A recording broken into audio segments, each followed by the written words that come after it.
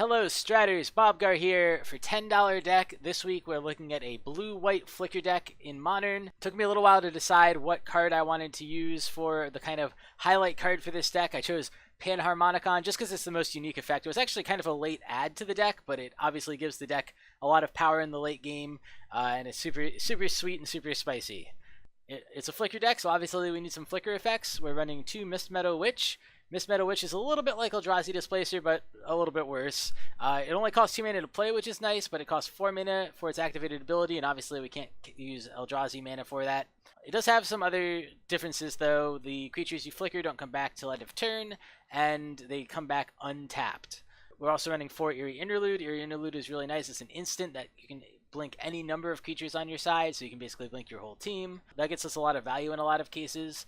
We're also running 2 Momentary Blink to round things out. It's basically our cheapest flicker effect, and its flashback becomes relevant if we can't stick a Mistmeadow Witch. And then obviously we need some flicker targets, so for those we're running 2 Soul Warden. I was not that excited about running Soul Warden, but the deck really needs some 1-drops, some early game stuff to keep you in the game against aggro, and drawing life is exactly where we want to be. Also running 4 Thraben Inspectors and 4 Wall of Omens. Those kind of serve a similar purpose. They both have relatively big butts, a 1-2 and a 0-4, and they both draw us cards. Obviously, Wall of Omens gives it to us immediately, and Thraben Inspector gives it to us once we cash in its clue. We're also running 4 Reflector Mage. This is part of the reason I chose to run the deck this week. I wanted to run some banned cards, and Reflector Mage is very cool. He helps us in the mid-game keep the board clear, keep our opponent from damaging us a lot as we kind of build up our massive value engine, and it can also swing in for 2 damage when needed. So super cool, good flicker target. I like Reflector Mage a lot in the deck. And then we have a few bigger flicker targets. So we're running 3 Mulldrifter. This gets us cards and puts down threats in the air. They can swing in against planeswalkers. They can just get damage over time. You can also cast it for Evoke in a pinch if you're not drawing the lands you need early, or if you just need something else early. Riftwing Cloudskate, obviously you can suspend this turn 2, or just hard cast it later in the game. When it comes in, you can bounce anything to your hand or your opponent's hand, I guess. But yeah, it's especially good to get things that Reflector Mage can't hit, like artifacts and enchantments and lands. You can just bounce all those back to your opponent's hand, and if you get a Panharmonicon and a Mistmeadow Witch or something like that to blink it a bunch, you can put your opponent very far back. In fact, you could slowly just return all the lands to their hand, because you could obviously do 2 a turn. Then finally, 3 Frost Titan to round things out. Basically, we just needed a win condition, and as it is, it was going to take a long time, to win the game with a bunch of 1-1s and 2-2s and 2-3s and things like that.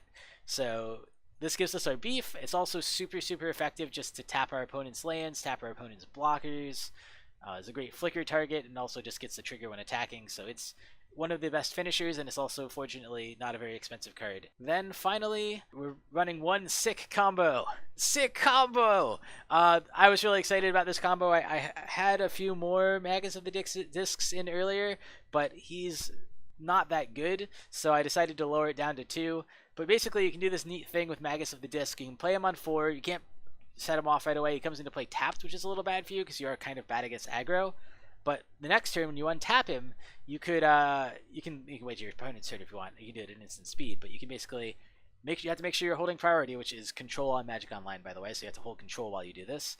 You set off his activated ability, and then while you still have priority, you use Eerie Interlude to blink all your creatures, and then it ends up being a one-sided wipe where you destroy all their creatures, your creatures leave the battlefield, and then come back in. So you not only get the normal value from Eerie Interlude, where you get all the end of the battlefield triggers, you also get this additional value of dodging your Wrath of God, basically, making it one-sided. The one disadvantage is Magus of the Disc does hit clue tokens, and it does hit Panharmonicon, so it does set you back a little bit, but still, in a lot of cases, this just puts you really far ahead if your opponent has a big board. And so the last thing is lands. We're running 23 lands. We're running 1 more Plains than Islands. That's just because all of our 1-drops require plains, and our best 2-drop requires a plains. Their best 2-drop is Wall of Omens. And then I was having a very hard time finding a cheap dual land in white-blue, and we really needed a dual land that was relatively cheap to make this deck work. But fortunately, I found Nimbus Maze, and Nimbus Maze is awesome in this deck. Because we're running so many basics, you're basically always going to be able to tap it for the color you need. We don't have that many double color cards. We have a couple effects that require one of either color, so it helps for that too. And yeah, late game, this thing is the best land in your deck anyway. Finally, our sideboard. In our sideboard, we run 3 Ghost Quarters. That's pretty typical. 3 Tormod's crit, again, pretty typical. 3 Fragmentize. Pretty typical. Artifact and enchantment removal. Fortunately, it's only sorcery speed, but still pretty good. Gets anyone with converted mana cost 4 or less, and it's only 1 mana. 3 Negates. I figured Counterspell Wars could be a problem, and just decks that run a lot of Planeswalkers very well might be a problem.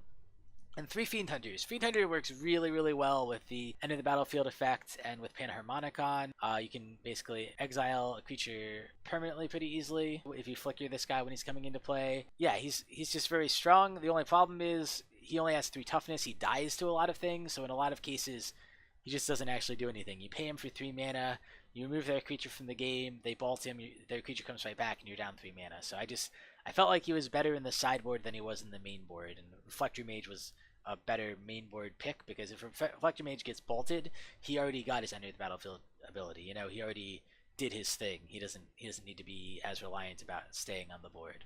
So that's the deck. I hope you like it. I'm going to play some games with it, and I hope you enjoy them. Thank you guys very much. I'll see you later. Hey Stratters, Bobgar here, playing some $10 white-blue flicker in Modern. We're going to see how this goes. This hand is not super good. I do have a turn 2 play. I potentially have a turn 3 and 4 play, assuming that things work out correctly. I'm gonna keep it, but I'm not super happy about it. I think because I'm on the draw, I'll probably draw a land or a 2-drop or something by the time that comes around. Hopefully we're not against something super aggro, because this hand will die to an aggro deck for sure. And it looks like we're against some kind of Tron deck, which is, I don't know if that's a good matchup or a bad matchup. We got a land, which is actually really good for us. We don't get to do much with it yet, but I'll just put down, play it out. And he has a Grove. He probably has, oh, he has Ancient Stirrings. I was about to say, if he put out the Grove first, I figured he would have so Urza's Tower, and he has a map. So he's not going to have turn 3 Tron, but he will have turn 4 Tron. Well, this could be worse for sure. I'm going to suspend the Cloudskate, I think. Unfortunately, Reflector Mage is pretty bad against him. I mean, it's good against a Wormcoil Engine if that's what he happens to have, but obviously it doesn't hit Planeswalkers, which are a lot of his play-in. He plays Ancient Stirrings again. He reveals, please be a Wormcoil Engine. No, that's the one I want you to have. Ulamog. Okay, so Ulamog is coming down pretty soon, and that will probably ruin my day. This is ticking down. I draw another land. That's not the worst. I mean, it means I could have Panharmonicon down next turn. I don't think it's worth it to play Reflector Mage here and not hit anything, so I think I just play Mistmeadow Witch. If I play down Panharmonicon before he gets Ulamog down, obviously he will probably kill it, but that is the way it goes sometimes. He cracks this so we can have Tron online next turn, and we'll see what he gets with Tron. I mean, I'm a little interested to see. And this, how many counters does this have left on it? 2, right. So he Pyroclasms, sure. So he didn't have a big play there, but he's going to be able to crack Expedition Map and get something else big. This ticks down, and I think that's happening next turn. So he probably will just kill the Panharmonicon next turn. So that's really bad for me, but I don't think there's any other line other than to play it. Yeah, he cracks map here, obviously. And yeah, this deck is a little too slow and dirtily for Tron. I think Tron will win this matchup. I'm not convinced that this wet white blue deck is very good, but certainly, oh, he didn't even need to break the map because he had so much mana in hand. Oh, he had a handful of mana. Okay, this comes off suspend. There's no even really good targets for it here. Well, I'll cast it.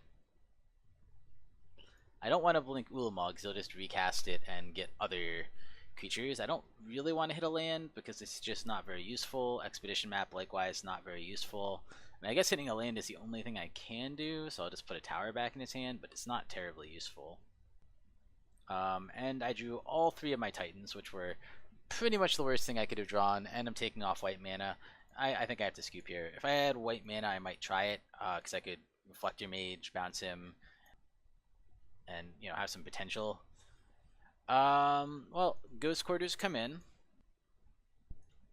Probably just over lands. I expect that he's running at least some Planeswalkers, so negates might be worthwhile as well. I'm going to go down at least 1 Frost Titan that was a little too slow, and 1 Mulldrifter, I think, likewise. It does help me a lot, but I also think the Magus of the Disc is too cute for this matchup. There's not enough creatures that it kills that it's worth it. A lot of them are indestructible anyway. Maybe that's right. It goes up 1 land, but I have a bunch more colorless lands that I'm going to have to just use to keep him off Tron, so... Fragmentize, I could see an argument for as well. He does run a bunch of... I guess it's really only good against Expedition map. I don't think it's worth fighting that. Reflector Mage is pretty bad, actually, so I probably... maybe 1 or 2, but I certainly don't want a lot of Reflector Mages. Frost Titan's probably better than Reflector Mage, even though it's not that good. It's just too hard for me to get up to that much mana. Yeah, maybe I have to do... I don't know. Fiend Hunter is not good for the same reason Reflector Mage isn't good. He's running more Planeswalkers than creatures, and when he does play a creature, it puts me in a pretty hard position. I think I'll run it like this. I think this is fine. I just think this matchup is bad no matter what. Maybe I should put the Fragmentizes over in over the Reflector Mages, but it's not 100% clear to me. Unfortunately, this is an unkeepable hand. And I think this one we're going to have to keep, even though it's really bad. We just got to hope to draw land. That has to go to the bottom. Yeah, this is super awkward, but it's fine. It is what it is. We at least have the ability to take him off Tron. Unfortunately, we don't have enough mana to play any of our spells. I just don't think going to 5 there is worth it. Even though this hand does almost nothing. And then we drew one of the worst possible cards for us to draw. Just because we can't cast it. If we could cast it, this would be great. If we draw white mana here, actually, I don't feel so bad. Okay. So I'm probably priced into... I mean, he would have to have natural Tron, but I'm probably priced into Ghost Quartering the tower. I mean, I could Ghost Quarter the mine too, but I think getting the tower off the table is better. On the off chance that he does have... Oh, he has another tower. Alright, well, I killed the wrong one. There was no way to really know that. Maybe I should have gone after mine. Towers tend to be a little scarier. Hey, I got my white mana. Alright, well that actually puts me in a much better position at least. Wall of Omens isn't exactly the best card against him, but at least it draws me more, and it draws me a land. So I can Panharmonicon next turn. And then the turn after that I can like Eerie Interlude and at least get a couple draw steps off of Wall of Omens if I don't draw anything else. Yeah, but I'm backed into a corner a little bit here. So he finds his Expedition map. So he's going to have Tron next turn. Yep, and missing that land drop, I think, probably lost me the game. I'm still going to slam down Panharmonicon. It's actually one of the harder things for him to remove. Karn removes it, but Yujin does not, and right now I don't really have anything that Yujin would hit. I mean, it hits Wall, but Wall of Omens doesn't really matter. So, there are definitely worse things for him to have.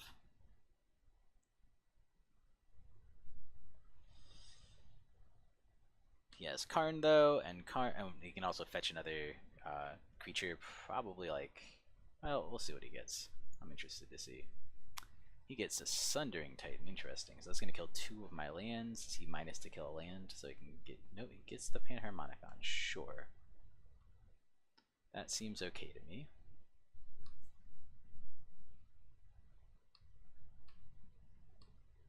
I guess he can kill all my white mana. Feels pretty bad to Mulldrifter here. I just don't know what else I'm doing. I think I have to Mulldrifter to hit more lands. And if I hit a land, I can also play Mistmeadow. So, not ideal, but it's what I need to do. I'm Sure. Mistmeadow. Actually, do I want that or do I want... I probably do want Mistmeadow. I mean, maybe it was better to play Reflector Mage against nothing there, but I suspect it's better to do this, and that way, assuming he actually plays the Sundering Titan, I can use a card from my hand. I think I'd probably just give him an Eerie Interlude. I have 2 of them. It is one of the more powerful cards in my hand, but I don't really need it. Okay.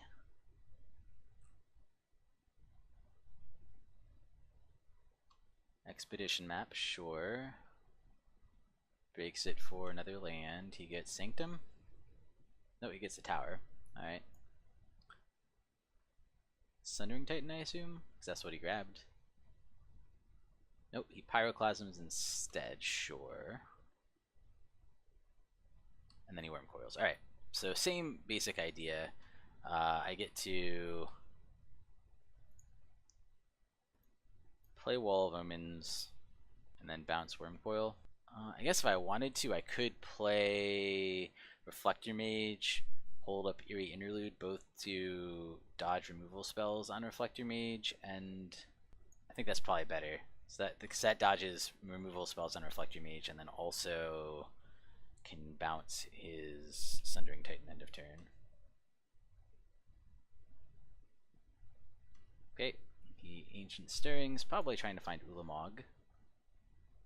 He finds a star. That's not so good. He pluses. I'll give him my Wall of Omens. That seems fine. Plays out Ghost Quarters.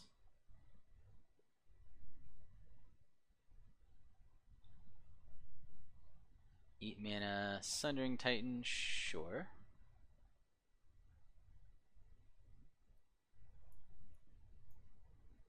Okay. Seems good.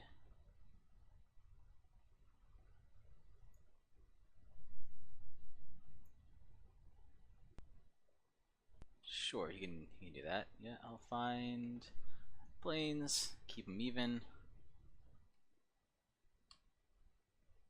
I guess I could have waited a second to do that, but it's not super relevant. Okay, guys, come back in. Hey, what do you know? Bounce your Sundering Titan. I mean, bouncing Sundering Titan is not the best play, but certainly there are worse plays too. Alright, I'm down to 2 lands, that's the downside, and he's still at full. I'm still going to play this lane down. Attack Karn. I think I just lose the game. I think I'm ready to concede this game. I'm not going to win from here. GG. So yeah, I mean, I feel bad about that, but if you're playing a slightly slow deck, Tron will beat you. And this is, you know, this is a deck that's built to be super, super slow. So it's a fun deck, but you can do some neat things. But yeah, you're not going to win against, you know, turn, even though it took till like turn 4 or 5 to get Karn, because I had Ghost Quarters. I had a pretty bad draw myself, and my deck is just super slow. So turn 4 or 5 is when I start to actually do things. And a lot of my things are very creature interactive, which he obviously doesn't have creatures. So good game, opponent Makai 0890, and yeah, that's the way that match goes. See you guys next time. Hey guys, Bobgar here. I just really wanted to quickly say, if you enjoyed the video, please give it a like. If you enjoy my content in general and would like to see more of it, subscribe. I'll be coming out with more content in the future. And please leave me comments and let me know what I'm doing right, what I'm doing wrong, both in terms of production and in terms of my play and my deck building and all that. Thank you guys so much for watching. I really appreciate it, and I will see you guys next time.